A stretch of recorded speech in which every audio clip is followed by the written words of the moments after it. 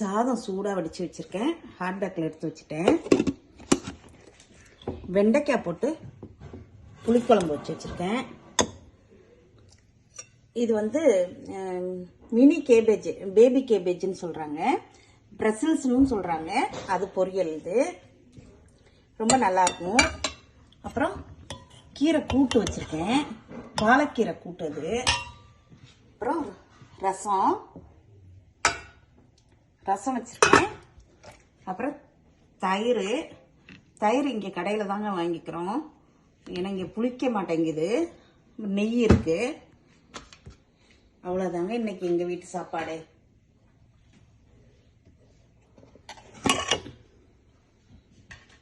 இந்த வீடியோலாம் தனியாகவும் போட்டிருக்கேன், பாருங்க.